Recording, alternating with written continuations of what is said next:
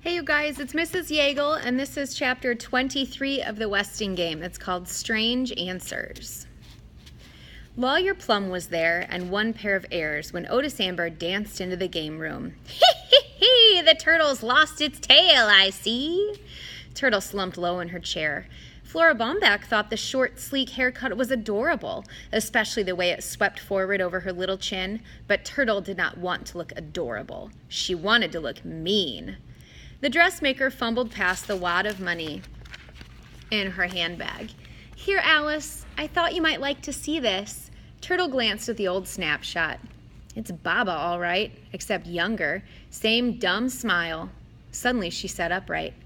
That's my daughter Rosalie, Flora Baumbach said. She must have been 9 or 10 when that picture was taken. Rosalie was squat and square and squinty. Her protruding tongue was too large for her mouth. Her head lolled to one side. I think I would have liked her, Baba, Turtle said. Rosalie looks like she was a very happy person. She must have been nice to have around. Angela greeted, thump, thump, thump, thump. Here come the victims, Sidel Pulaski announced. Angela greeted her sister with a wave of her crimson-streaked healing hand. Turtle had convinced her not to confess. It would mean a criminal record. It would kill their mother, and no one would believe her anyhow. I like your haircut. Thanks, Turtle replied. Now Angela had to love her forever. Most of the heirs had to comment on Turtle's hair. You look like a real businesswoman, Sandy said. Well, that's an improvement, Denton Deer said. You look nice, Chris said. Only Theo, bent over the chessboard, said nothing. White had moved the king's bishop since the last meeting. It was his move. As the last stares turned from Turtle's hair to a more surprising sight, Judge Ford strode in as regally as an African princess, her noble head swathed in a turban, her tall body draped in yards of hand-printed cloth. She slipped a note to Denton Deer, then sailed to her place at table 4. Goggle-eyed, Otis Amber was speechless. They all were, except for Sandy.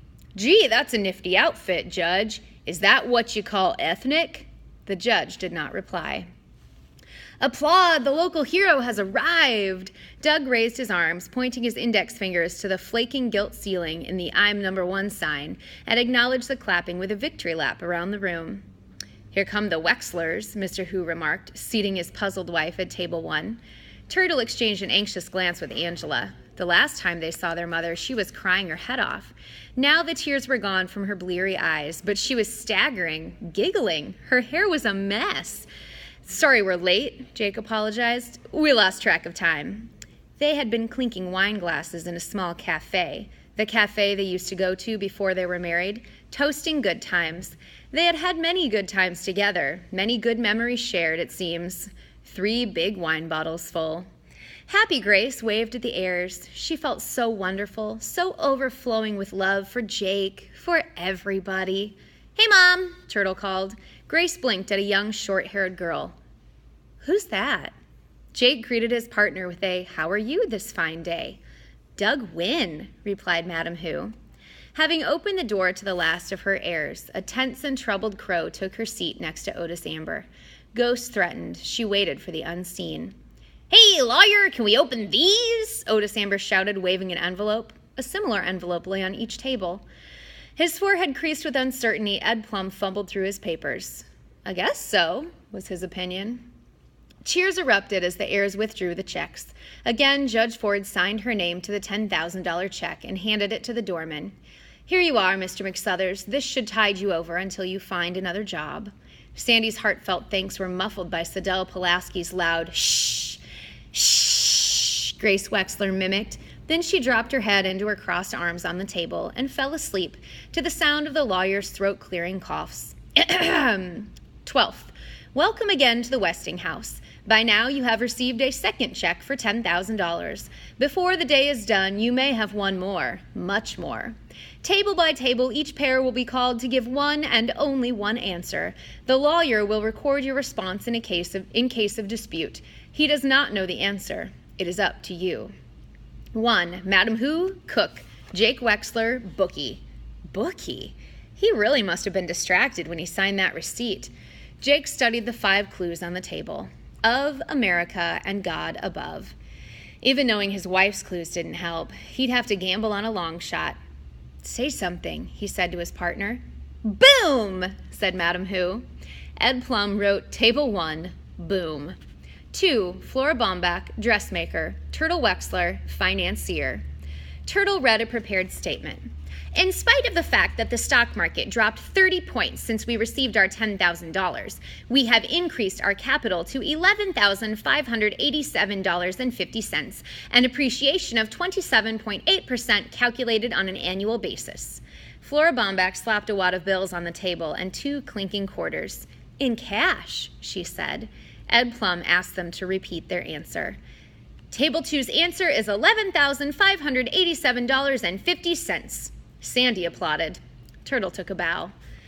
3, Christus Theodorakis, ornithologist. Denton Deer, intern. Ornithologist? His brother must have given him that fancy title when he filled in the receipt. Maybe he would become an ornithologist someday. He was a lucky person, getting that medicine and all. He didn't want to accuse anybody, not Judge Ford, apartment 4D, not Otis, grain, amber, not the limper. Just about everybody limped at one time or other. Today, Sandy was limping. I think Mr. Westing is a good man, Chris said aloud. I think his last wish was to do good deeds. He gave me a partner who helped me. He gave everybody the perfect partner to make friends. What is Table 3's answer? The lawyer asked. Denton Deer replied, Our answer is Mr. Westing was a good man. 4, J.J. Ford, judge. Alexander McSuthers, fired. We don't have an answer, the ex-doorman responded as planned. The judge looked at Table 3. Denton Deer, her note in his hand, shook his head, which meant no. Otis Amber has not had plastic surgery done on this face. The judge turned to Table 6. Otis Amber could not be Sam Westing. She was right to have trusted him. But Crow is expecting something to happen. Crow knows she is the answer. She knows she is the one. 5, Gracie Windclopple Wexler, restaurateur. James Who, inventor. Grace raised her head. Did someone say Windclopple? Never mind Windclopple, it's our turn, Who snarled. The lawyer got names and positions all fouled up, and I've got a drunk for a partner. He prodded Grace to her feet. Faces were swirling. The floor was swaying. Grace grabbed the edge of the floating table and gave her answer in a thick, slurred voice. The newly decorated restaurant Who's on First, the Eatery of Athletes, will hold its grand reopening on Sunday. Specialty of the day, fruited sea bass on purple waves. Grace sat down where the chair wasn't. Turtle gasped. Angela looked away. The airs tittered as Jake helped his wife up from the floor. What is Table 5's answer, please? The lawyer pressed. Ed Plum, said Mr. Who. Yes, sir?